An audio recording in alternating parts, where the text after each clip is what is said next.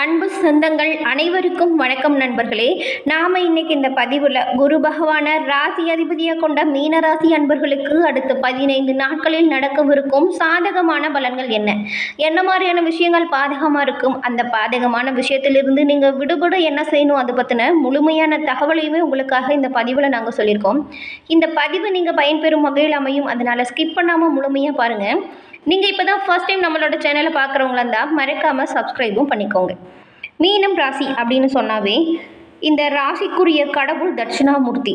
மீனம் ராசியில் உள்ள பூரட்டாதி, உத்திராட்டதி, ரேவதி இந்த 3 நட்சத்திரக்காரர்களும் உங்களோட வாழ்க்கையில் கஷ்டங்கள் வரும் பொழுது தட்சிணாமூர்த்தி வழிபாடை கட்டாயம் மேற்கொள்ளுங்க. குரு பகவான் தாங்க தட்சிணாமூர்த்தி. குரு வழிபாடுங்கிறது உங்களோட வாழ்க்கையில் நல்ல ஒரு முன்னேற்றத்தை கொண்டு வந்து கொடுக்கும். இந்த மீனராசிக்காரங்க கிட்ட இருக்கக்கூடிய நிறைய சிறப்பான குணத்துக்கு எல்லாமே காரணம் யார் அப்படின்னு சொன்னால் இந்த குரு பகவானை சொல்லலாம். ஏன்னா ஒருத்தரோட வாழ்க்கையில் அவங்க முன்னேறுவதற்கான அனைத்து விஷயத்தையுமே செய்யக்கூடியவங்க குரு. இதை தாங்க உங்களோட வாழ்க்கையிலுமே குரு பகவான் மேற்கொள்கிறார். உங்களோட வாழ்க்கையில் வரும் கஷ்டங்களும் இன்னல்களும் தீரவும், காரிய தடைகள் அனைத்தும் விலகவும் நீங்கள் தொடர்ந்து வியாழக்கிழமையில் குரு பகவான் வழிபாடை மேற்கொண்டு வருவதன் மூலம் உங்களோட வாழ்க்கையில் நல்ல ஒரு முன்னேற்றத்தை நீங்கள் காண முடியும். உங்களுக்கு குரு பகவான் பிடிக்கும் என்றாலும் இந்த வீடியோ பதிவின் கமெண்ட்டில் குரு பகவானுக்கு போற்றி, ஓம் குரு பகவானுக்கு போற்றி அப்படின்ற மந்திரத்தை 3 முறை பதிவிடவும் செய்யுங்க. குருவின் அருளால் உங்களோட வாழ்க்கையில் நடக்கக்கூடிய விஷயத்தில் ஏற்படும் தடைகள் நீங்கி செல்வ நிலை மேலோங்கி வளர நாங்கள் வாழ்த்துக்களையும் குரு பகவானிடம் பிரார்த்தனையும் உங்களுக்காக செஞ்சுக்கிறோம். தொடர்ந்து நாம் இந்த மீனராசியில் உள்ள பூரட்டாதி, உத்திராட்டதி, ரேவதி இந்த 3 நட்சத்திரக்காரர்களுக்கும் உங்களோட வாழ்க்கையில் என்ன மாதிரியான விஷயங்களில் நீங்கள் மேன்மை அடைய முடியும், என்ன மாதிரியான விஷயத்தை தவிர்த்தா என்ன மாதிரியான நன்மை கிடைக்கும் அப்படிங்கிற பதிவை தொடர்ந்து பார்க்கலாம். இந்த 12 ராசிகள்லேயே கடைசி ராசியாக வரக்கூடியதாக இருப்பது மீனராசி. இருக்கிறதுலையே ஒரு பள்ளமான ராசியும் இதுதான். அதனால தான் பல விஷயத்தில் நீங்கள் ஆள் மனதில் பதுக்கி வச்சுருப்பீங்க. யார்கிட்டையுமே வெளிப்படையாக அவ்வளவு சீக்கிரம் சொல்லிட மாட்டீங்க. பள்ளத்தை தேடி வெள்ளம் பாயிறது போல் விஷயங்களை தேடி தேடி உங்களோட மனதில் அந்த சம்பவங்கள் பற்றின விஷயம் அப்படிங்கிறது ஓடிக்கிட்டே இருக்கும். மீனத்துக்கு குரு இதமாக பதமாக பக்கம் பார்த்து பேசக்கூடிய வாய்ப்பு இருக்கும். தனுசு திட்டமிடாது திடீர் முடிவுகளை எடுக்குவாங்க.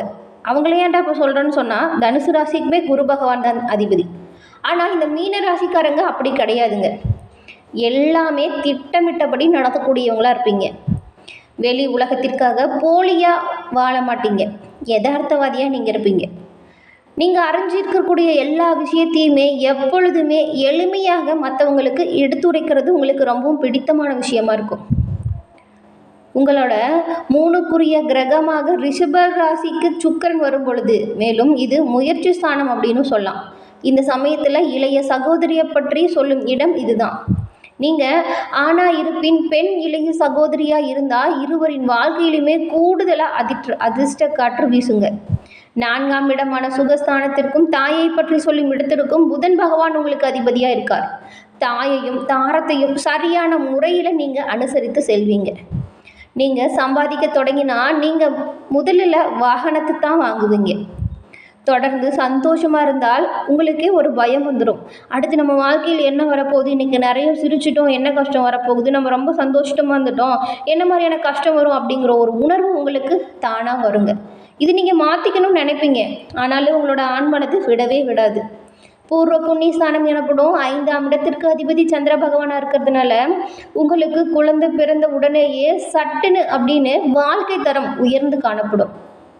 6ஆம் இடமான நோய், கடன், சத்ரு ஸ்தானத்திற்கு அதிபதியாக சூரிய பகவான் இருக்கார். உங்களோட சொல்லுக்கும் செயலுக்கும் எப்பொழுதுமே எதிர்ப்புகள் இருந்துக்கிட்டே இருக்கும். இந்த எதிர்ப்பெல்லாம் தாண்டி தான் உங்களோட ஒவ்வொரு செயலையுமே நீங்கள் தீவிரமாக செயலாற்றுவதன் மூலம் கூடுதலான பலனையுமே பெற்றுட்டு வந்திருக்கீங்க. எவ்வளவு எதிரி தொல்லை வந்தாலுமே அசால்ட்டாக அந்த பிரச்சனை எல்லாமே தீர்த்துடுவீங்க. எவ்வளவு திறமையாக இருந்தாலுமே ஒவ்வொரு செயல்லையுமே நீங்கள் முடிவெடுக்கிறது மட்டும்தான் உங்களுக்கு ரொம்பவும் பிடிச்சமான செயலாக இருக்கும். மற்றவங்க சொல்கிறதுக்காகலாம் எந்த ஒரு முடிவுமே எடுக்க மாட்டீங்க. உங்களுக்கு எந்த விஷயம் சரியாக இருக்கோ அதில் மட்டும் ரொம்பவும் தீவிரமாக செயல்பட்டு அந்த விஷயத்திற்கான முடிவை எடுக்கக்கூடியவங்களாக இருப்பீங்க. உலகையோட முதல் உயிரினம் எதுன்னு கேட்டால் மீன் தான் சொல்லுவாங்க. கடல், ஆறு, நதி அப்படின்னு எல்லாவற்றிற்கும் அடிப்படையாக இருக்கக்கூடியதுமே இந்த நீர் தான். மீன ராசியை நீர் தத்துவத்தை குறிக்கக்கூடியதாக சொல்லப்படுறது. அது மட்டும் இல்லாமல் இந்த மீனராசிக்காரங்க வியாழக்கிழமையில் குரு பகவான் வழிபாட்டை தொடர்ந்து மேற்கொண்டு வருவதன் மூலம் வாழ்க்கையில் நல்ல ஒரு முன்னேற்றத்தை நீங்கள் காண முடியும்.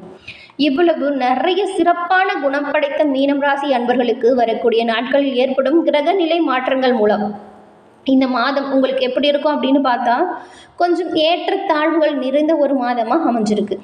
உங்களுக்கு 10ஆம் வீட்டிற்கு அதிபதியாக இருக்கக்கூடிய குரு பகவான் இந்த முறை 3வது வீட்டில் இருக்கிறதுனால உங்களுக்கு கொஞ்சம் சோம்பேறித்தனமாக இருக்கிற மாதிரியாக தாங்க இருக்கும்.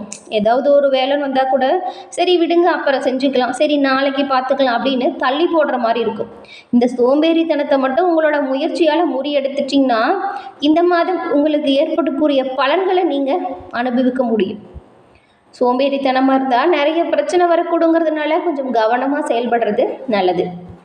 6ஆம் வீட்டின் அதிபதியான சூரிய பகவான் மாதத்தின் முற்பாதியில் புதனோடு 11ஆம் வீட்டில் பயிற்சி ஆகிறதுனால உயர் அதிகாரிகளின் ஆதரவை நீங்கள் பெறுவீங்க. அது மட்டும் இல்லாமல் நீங்கள் பணிபுரியும் இடத்துல பாராட்டும் பெறுவீங்க. சோம்பேறித்தனத்தை முறியெடுத்துட்டு சுறுசுறுப்பாக செயலாற்றுவதன் மூலம் இந்த மாதம் ரொம்பவும் எப்படி சொல்லனா நீங்கள் செய்யக்கூடிய ஒவ்வொரு செயல்களின் விளைவுகளுமே உங்களுக்கு நன்மையாக அமையும்.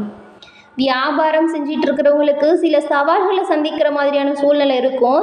7வது வீட்டில் கேது பகவான் இருக்கும் பொழுது செவ்வாய் கிரகத்தின் பார்வையால் உங்களுக்கும் உங்களோட வணிக கூட்டாளிகளுக்கும் இடையே ஏதாவது பிரச்சனையும் இணக்கம் இல்லாமல் போகும் சூழ்நிலையும் உருவாகலாம். அதனால் வார்த்தைகள்லையும் உங்களோட செயல்கள்லையும் கவனமாக இருக்கு. 11ஆம் வீட்டில் சூரியனும் புதனும் இணைந்து புதாத்திய யோகத்தை உங்களுக்கு உண்டாக்கி தராங்க. இதன் மூலம் இந்த 2 கிரகங்களின் பார்வையுமே மாத தொடக்கத்தில் உங்களோட 5ஆம் வீட்டில் இருக்கிறதுனால கல்வித்துறையில் நீங்கள் கொடி கட்டி பறக்க போகிறீங்க. நன்றாக படிக்கக்கூடிய வாய்ப்பை மாணவர்கள் பெற போகிறீங்க. இந்த மாதம் முழுவதுமே 4ஆம் வீட்டில் செவ்வாய் பகவான் இருக்கிறதும் இது வீட்டின் அமைதியை கெடுக்கக்கூடிய சூழ்நிலையை கொடுக்கக்கூடியதாகவும் இருக்கும்.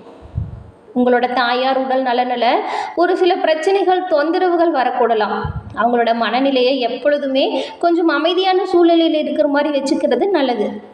ராகு உங்களோட ராசியிலையும் சுக்கிர பகவான் இருக்கிறதுனாலையுமே வீட்டு விஷயத்தில் நீங்கள் கவனம் செலுத்துறது நல்லது. வீட்டின் மீது ஒரு கண் வச்சுக்கோங்க, தொழில் மீதியும் ஒரு கண் வச்சுக்கோங்க. குடும்ப உறவுகளில் ஏற்றத்தாழ்வுகள் அப்படிங்கிறது நல்லா தெளிவாக தெரியுங்க.